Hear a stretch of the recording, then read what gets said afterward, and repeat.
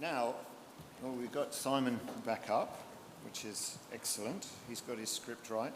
And I'd now like to ask the Honourable Stuart Ayres to come up onto the stage. Stuart will be our moderator for this panel and other discussions today. And we're extremely grateful for his time and input into helping shape this event. You can see the fingerprints, can't you? Including the hand-picking of some of the guests. Of course, Stuart was many things in the New South Wales government, but most importantly for today's forum, he's a former Minister for Tourism. And we know that as a former member for Penrith, he's very proud of that bridge and what he has done, and what that has done for the livability and visitor economy here. Please welcome to the stage the Honourable Stuart Ayres.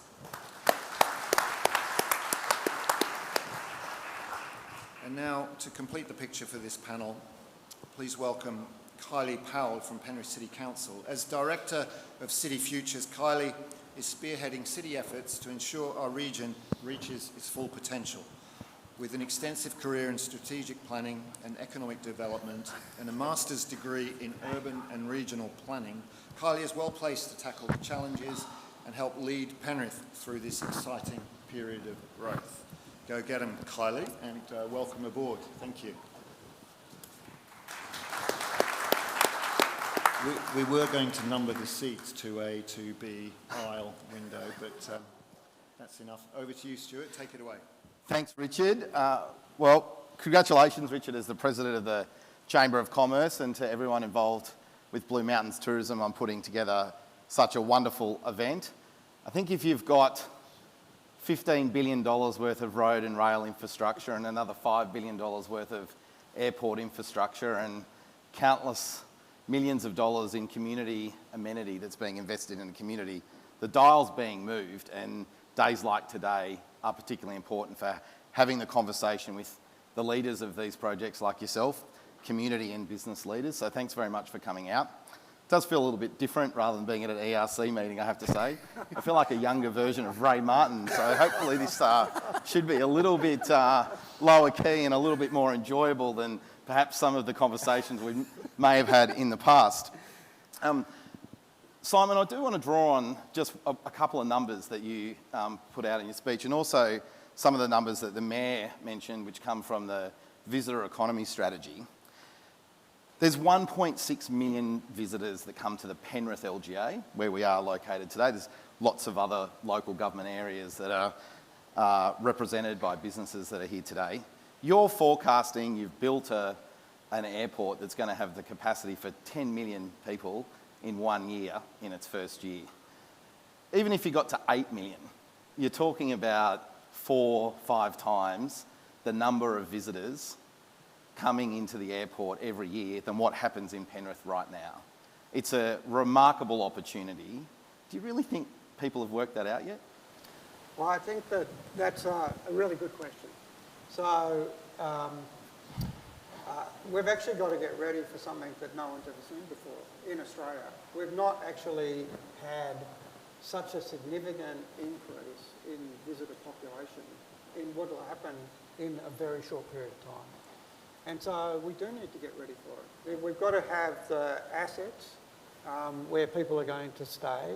We've got to build the inbound tourism story that attracts people. We've got to make sure that people, so therefore they've got to know that it's there. We've got to get the right transport connections in place. So there's a lot that we need to ensure that we pull together, because this is a huge opportunity. And when I say we've not seen it, nowhere else has seen it either. Right? They've seen it around the world, but they've not seen it in Australia. We haven't done this before, and it's going to be a massive influx right here in our region. So the opportunity is huge. What we don't want to do is miss that opportunity. That's pretty critical to me, is when I talk around the world to airlines and start to talk about our region, their eyes sort of light up. They sort of think, oh, I had no idea. And of course they don't, because when you're internationally, when they think about Australia, they think about the icons. So the icons are, there's the Opera House and the Harbour Bridge, there's Uluru, and there's the Great Barrier Reef. And outside of that, people, Australia, they don't know, they get it confused with Austria. Right? But But when you're then coming, it's about the opportunity to intervene and say, what should you do when you come to Sydney? Where should you stay? So, Peter, taking a little bit of that from Simon, you're the connector. You're a project that's, from a capital perspective, almost 3 times larger, or twice as large, I should say, as what Simon's doing. But you're the project that actually, I think, does 2 things. It allows people to get to this airport, but it also creates the foundational infrastructure spine for the growth of homes, jobs, industry. How big's that role for you? Stuart, I think it's so powerful what really high quality, great capacity public transport can do in a city shaping context. And I think this line, the first 6 stations, and then the potential to go north up to Schofield, south down to Campbelltown, Macarthur, to connect across to the rail network, that already exists. It really does create the opportunity to shape part of the city, and to, as I said before, to have people gravitate into where they've got good access to public transport. It's allowed us to do something very different. This is the first railway in Australia that's going to be certified as a zero carbon railway, so we've been able to take that sustainability lens. It's not just the power being used to drive the trains that's renewable, but the whole railway is being built with a real focus on allowing people to be able to get around Western Sydney without always needing a car, and to be able to have town centres that are developed and connected to other parts in Sydney, to other levels of activity, to give people more options. And I think that's something that's been missing. So it's very powerful. We really see it as a 50 to 100 year project, and while it's 5 years to build, the benefit of it is much more than just connecting to the airport, but also how could you have made an investment like that into an airport and not built a railway? Yeah. I mean, every good airport has a really good railway, and so it's a great start. I think we just need to continue then to improve the connections from the railway, extensions in the future, and make sure that you can access the key areas of activity throughout Western Sydney. Now, Kylie, we've got an airport, billions of dollars, rail line, billions of dollars, but communities are made up of people, and people don't just use infrastructure, they use soft infrastructure, they act as families, as communities. That brings this conversation about the human experience to the classical grassroots level. And so if Simon's acting on behalf of the federal government, in many respects the funding coming from both governments, for Peter really delivering a project on behalf of the state government, the role of local government and how it thinks about infrastructure for communities and for visitors. Give us some insights in how Penrith's approaching that.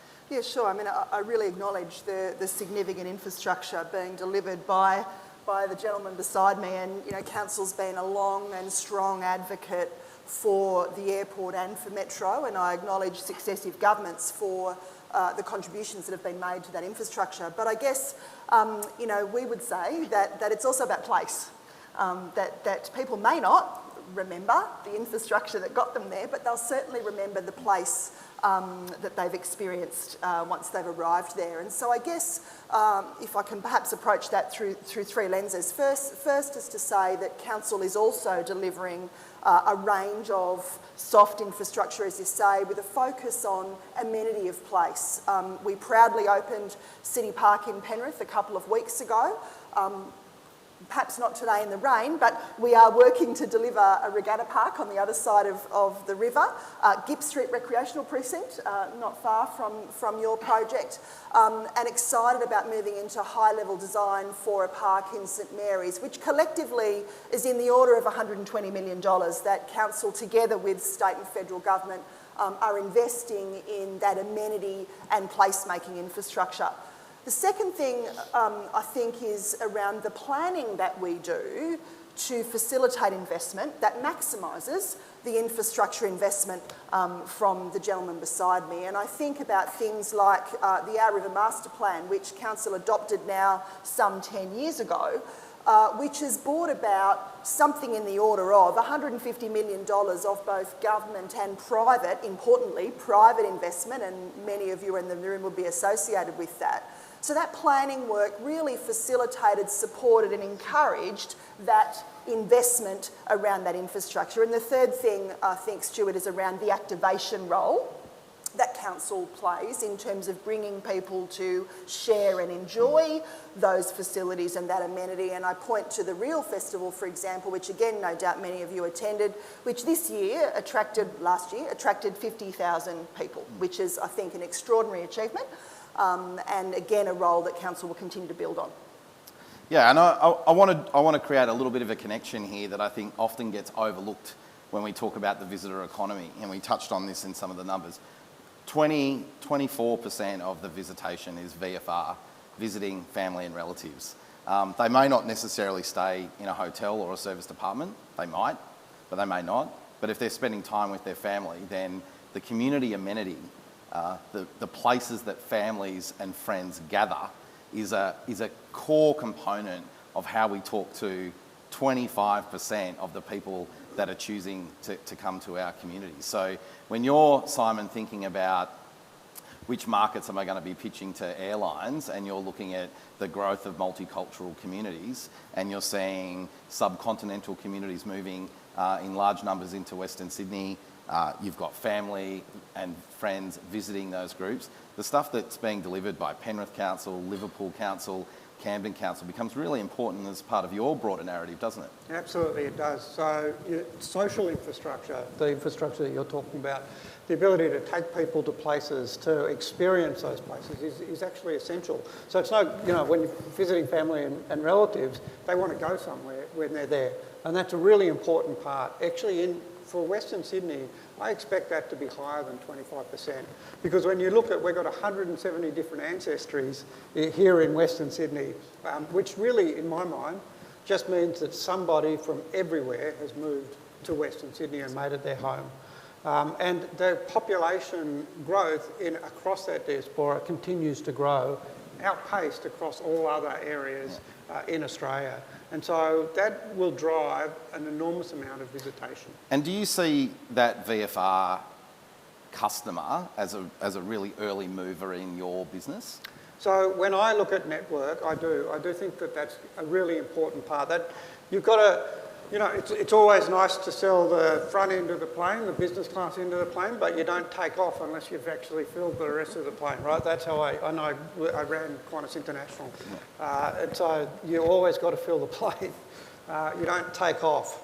For us, I think that that's going to be, it's a very strong market. It's very consistent. Look at what happened in COVID. Who was the first people back? People who had been dislocated from their family and their relatives. And they said, nothing will stop me, not even the enormous price of those airline tickets, because there was a supply issue, will stop me from visiting my family and relatives that I've been dislocated from. That will continue to drive, and it'll be a very strong early driver. But don't forget, Western Sydney is also the third largest economy in Australia and will continue to grow because of the economic benefits that we're going to get from the airport. The economy in Western Sydney will continue to grow and continue to strengthen. So already Western Sydney in its own right is bigger than Brisbane, bigger than Adelaide, bigger than Perth. Yeah. And I think that, so there's a very strong business component here as well. And then in the West, we travel as often as they do for leisure as they do in the East. We do. So actually that combination, so we're starting with the third largest catchment. We'll be just under about 2.5 to 3 million people who can get to and from the airport within 1 hour. So that means that actually, again, our catchment's bigger than Brisbane Airport. I was sitting next to the CEO of Adelaide Airport talking about our catchment when we open a greenfield airport. It's bigger than Adelaide. The catchment is bigger than Adelaide. In fact, it's bigger than South Australia. Indeed, it's a huge catchment. And so, Peter, your rail line that you're delivering with all of your partners, it's not just going to be a transit rail line from St Mary's to the airport. It's a place where businesses can gather, people can invest, homes will be built. Elaborate a little bit for people about what this rail line can do from an economic development perspective, so we stop thinking about it just as a transit service. Yeah, I think it's really important. It's got that key purpose of transiting to and from the airport, but 3 of the 6 stations will have very significant residential and town centre style development, St Mary's, Orchard Hills and Luddenham. But in each case, there's also, it's not just a whole lot of housing on its own. The community facilities that come with that will go there, the leisure facilities, and then economic activity as well. So other businesses to service those, that housing, but also opportunities along the route. You've sort of got the airport terminal itself, whose primary purpose is to get people in and out of the terminal, but Airport Business Park Station and the Bradfield Station are really there to service the really significant level of business investment that will go into those areas, and to be able to get people there with confidence, reliably, and it's the workers in the airport as well who will benefit from it. So for us, the railway itself is really important, but to pick up on Kylie's point, the places that we're creating as well. We're not just connecting places, we're creating places, and there's a wonderful opportunity to do that right along the route. I want to pick up this concept of place, and I want to focus the attention into one particular place, and that's St Mary's. I think sometimes a location that's often a little bit left out.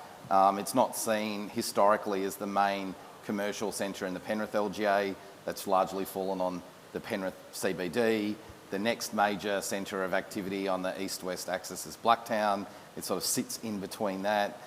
In the southwest, you head east from the airport, you get to the Liverpool CBD. But this town or suburb called St Mary's is now going to be the juncture point on the largest east-west rail line in the country, and potentially over time the largest north-south passenger rail line in the country, and the only place where those rail lines will intersect is St Mary's. That presents a huge opportunity for what happens as a town centre there. And Kylie, I'm going to throw a little bit to you here.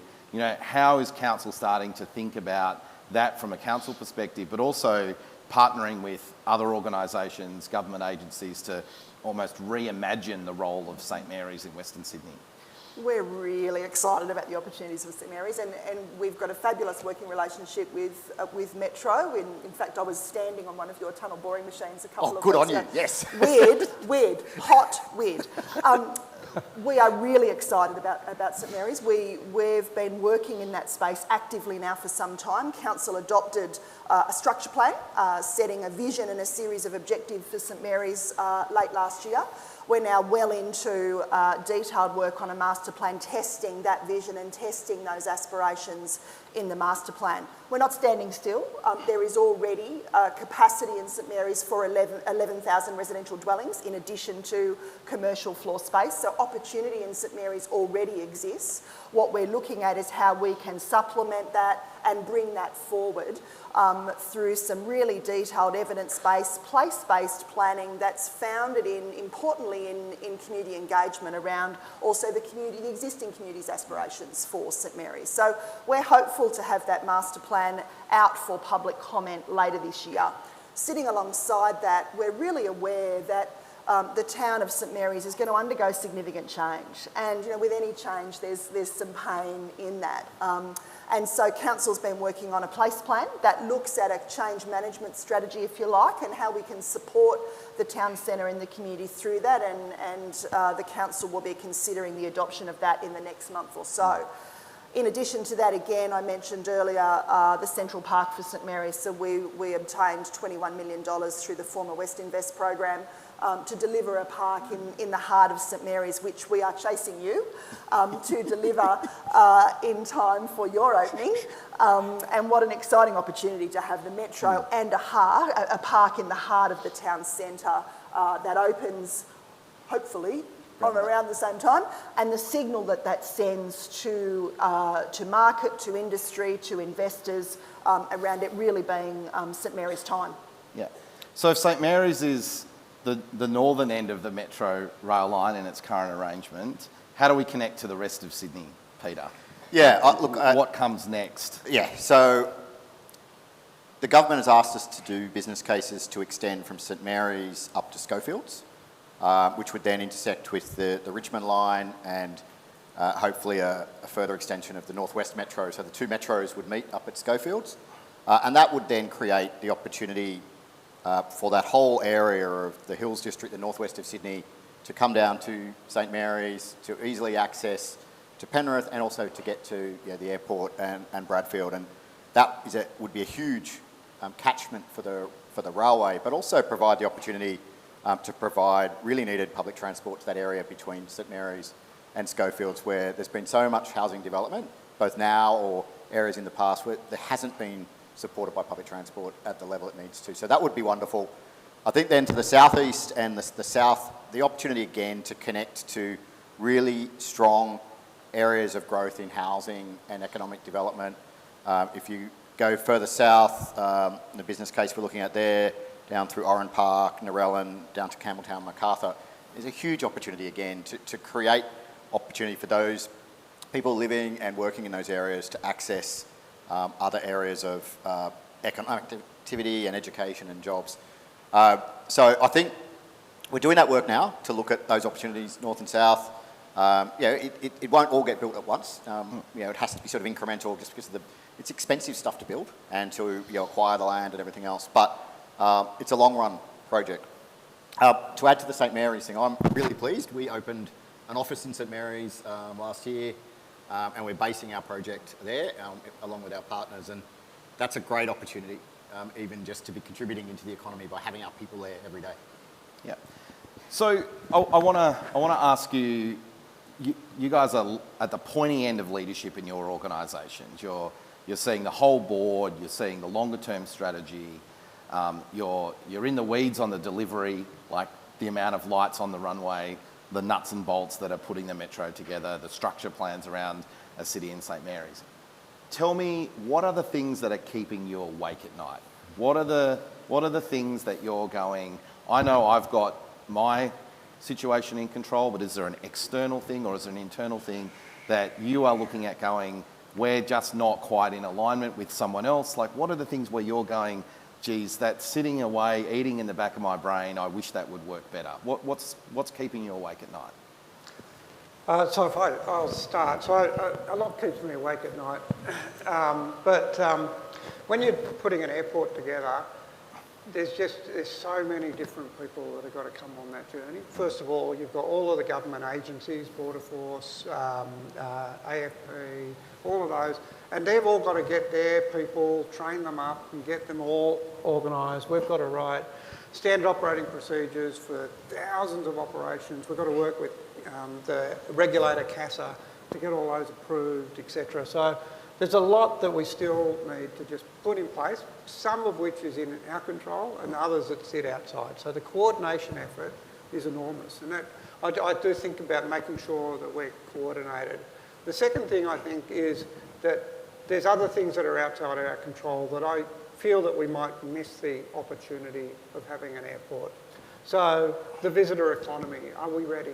Are we ready for the things that I talk about when I'm in and around the world and talking to on a world stage? Are we ready locally to take advantage of that? Can we attract people at scale in these areas and make that stick? And because this is a big change, and it takes a while for people to realise the significance of this. And often it's hard to see what's not written. You know, the past is written, but the future's not always written in people's minds, so it's a bit harder to see that. And it's going to take some vision to get there. So getting everybody ready. So that includes making sure that we take advantage of getting the right businesses here and attracting them, so those great jobs exist, but also that visitor economy that I talked about, making sure, because that's a regional endeavour, and that's putting that down locally, that keeps me awake at night too. Kylie, where are you seeing those challenges? For me, it's the coordination of the delivery of the supporting infrastructure. We've talked about the high level infrastructure, but if you can't get to the airport, if you can't get to the metro, then we've somewhat wasted our time. There's some real challenges right now. Sorry, to be clear for the audience, when you say that local infrastructure, what do you mean by that? I'm talking about the very grassroots infrastructure, like water and sewer, for example. We talk about 11,000 dwellings available at St Mary's, but if you can't flush a toilet and turn a light on, those dwellings can't be delivered. So the opportunities that we're talking about are enormous and are once in a generation. But if you don't have the fundamental connecting infrastructure and supporting infrastructure like water and sewer, then those things simply can't be delivered. Because it's pretty easy to talk about an airport and a rail line and a big new road infrastructure, but it's probably not as easy to grab a headline about a water pipe or a sewer. And Stuart, I think it's also about taking the community on that journey of growth and change. That, you know, anyone who reads the paper will hear about the NIMBY-YIMBY, you know, debate and discussion. And, you know, what we need to be doing is give communities confidence that growth and change is going to be supported with appropriate infrastructure. And if we're not doing that, then we really start to disenfranchise our community and lose our community on that journey. And Peter? Look, similarly, the complexity of these projects is the kind of thing that does keep you awake at night, because everything has to happen in a particular order, but of course not everything goes to plan. And ultimately, we're judged on the end product, but we're operating to really tight timeframes and really tight budgets. And unfortunately, it is true, time is money. And so anything that gets out of sequence, you've then got to spend more money to try and get it back on time to sort of stay on track. And that can be a big challenge because it's a constant rejuggling of what we're doing. But we can only control what's in our corridor directly. Again, we have to be able to work with so many other parties and getting safety accreditation, the emergency services, the local community, local government, all those things to sort of gel and to match up and to make sure we're meeting expectations and not overly disrupting people on the way through. There's a lot of moving parts, and I think we get excited by the pictures of the big construction and the outcome, but ultimately it's about people and in the end, moving people and creating places for people. Well, this has been an enthralling discussion. I think for a lot of people in the room, hearing from leaders at the local government level, the leaders of the two big infrastructure projects, I think should give them a sense of purpose and an understanding that we're doing this. The airport's opening, the discussions are over, the connecting rail line is being put together, the structure and high-level plans around places like St Mary's are currently being developed right now. And so I think there's two messages that really come out of this panel for me, for everyone. One is the opportunity is absolutely immense. And there's $20 billion of infrastructure that's already committed, under construction. There's probably billions of dollars of infrastructure being delivered in other different ways as well. And the risk is a coordination piece, making sure that we do stay coordinated. So the challenge for all of us is to keep talking up the opportunity, keep investing in the opportunity, bringing private capital to complement the public investment that's gone into the infrastructure, whether it be local parks, airports or rail lines, and be really alert to the fact that we've got to continue to collaborate. Hey, thanks for coming along. It's been really great. And Simon, as you say, there's a strong focus on the visitor economy. That's what we're all here for today, where I think we're beyond starting the conversation, but I think we're taking it to a new level. Thanks for coming. Thank you.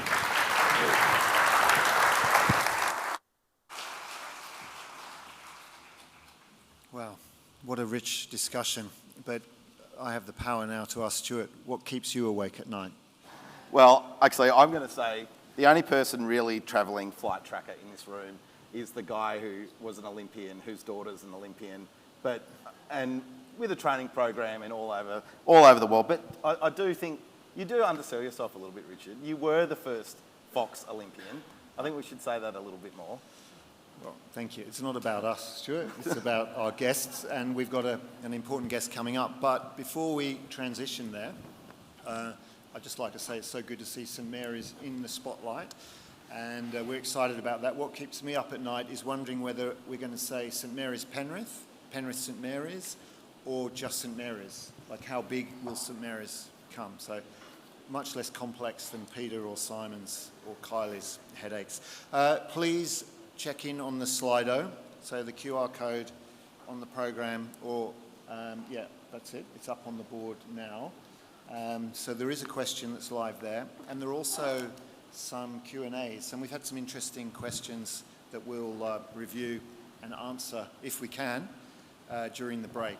and bring that back to you after the break. So Slido question number 2 is up. It's about collaborate or compete. Ooh, that's interesting. And now I'd like to welcome Stuart back to his chair. He's shifted along. And welcome Steve Cox, CEO.